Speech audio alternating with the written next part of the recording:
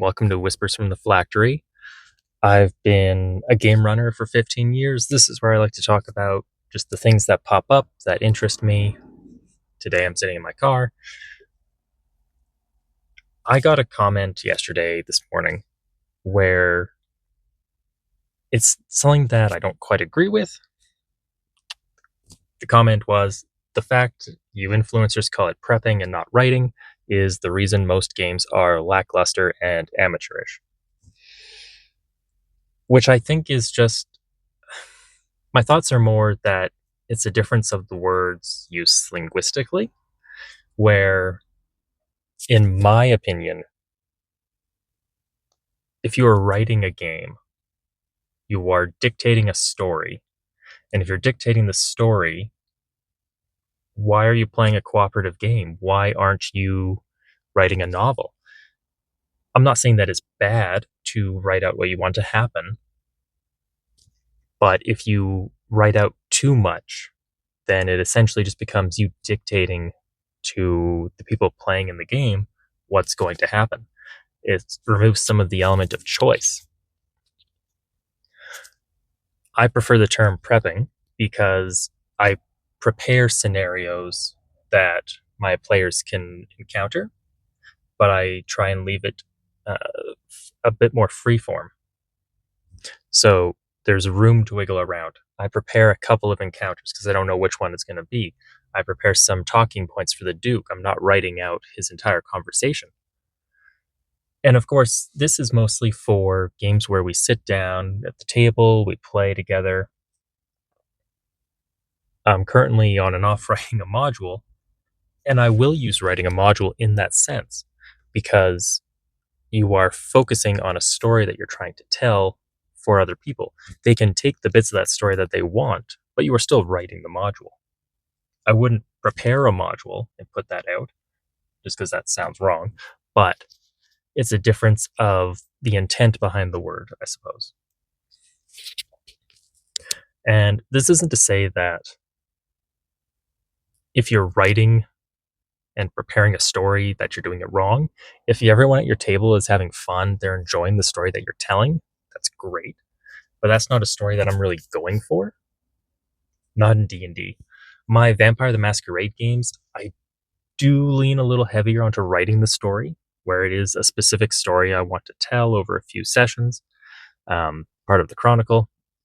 But I still want to leave free form in there. I'm prepping talking points instead of writing down the conversation, but there is a bit more writing in the background. So everything's give or take, right? It's not just 100% one way or the other. And I don't know. That's just what I was thinking this morning. So I wanted to make a video. That's why I'm in my car. Just wanted to talk about it. I don't think it's bad. I think it's different. What I do think is bad is saying that people that don't write out their games fully, or that they just prep them, even if it is minimal prep, is lackluster and amateurish. We don't all have to be on the web. Don't Matthew Mercer, Brennan Lee Mulligan levels of showmanship and preparedness and just theatrical flair. I love a good Brennan monologue as much as anyone else. I find him hilarious. I can't do those kind of monologues off the top of my head. The brain freezes, it doesn't work. I don't think it's okay to deride others for not doing it the same way you do. So calling it amateurish is like, could it be more polished? Yeah. But is everyone having fun? Are they wanting to come back every week? Then that doesn't sound amateurish. That sounds like everyone's having a good time. There's no standard of GMing that we have to live up to. It's just, we're here to play a game. We're here to hang out, have a good time. And that's sort of the end of it. That's the be-all, end-all goal of the game. Of course, different tables have different opinions. If that's your opinion as a GM, great. I don't agree with it, of course, this video. But don't yuck someone else's yum is the basic point, I guess. At this point, I'm just starting to waffle on and ramble as I move the microphone away from my mouth. Side note, calling me an influencer, I never view myself as an influencer because I just talk about what appeals to me when I decide to talk about it. And I have 150 subscribers as of making this video. That does not an influencer make, in my opinion. That's a side note. Yeah, so I suppose that's really the end of it. It is a linguistic difference. I will prep and I will write, but I frequently find if I am wanting to write or if someone is wanting to write and dictate out the story, why are you not writing a novel? I have things in the works that I'm writing. Self-publishing is the age of invention and wonder. Um, but I'm writing those. I'm not preparing those. That's kind of the difference. But I don't know. I didn't have a lot to talk about.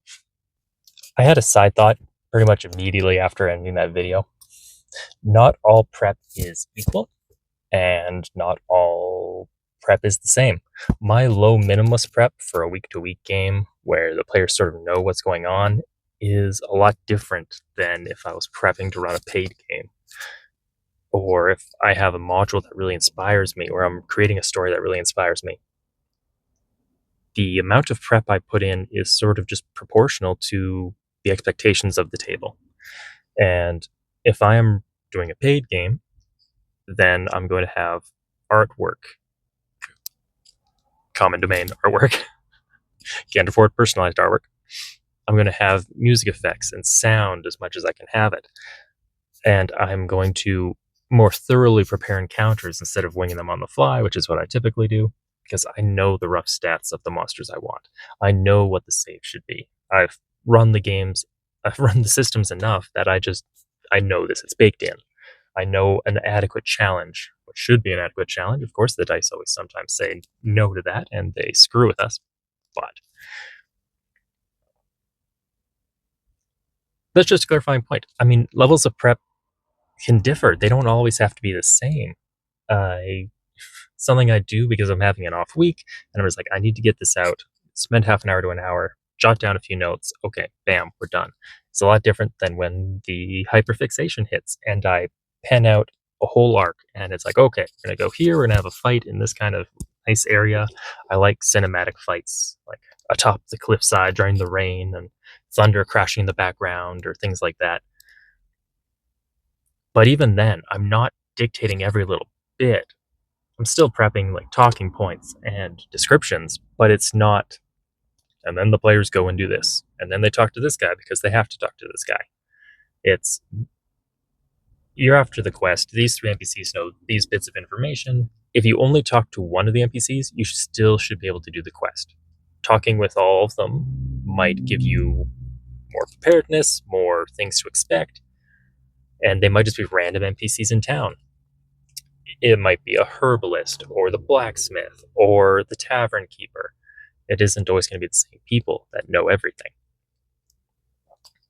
So that was just a final thought that kind of ticked into my brain, and I wanted to get it out there.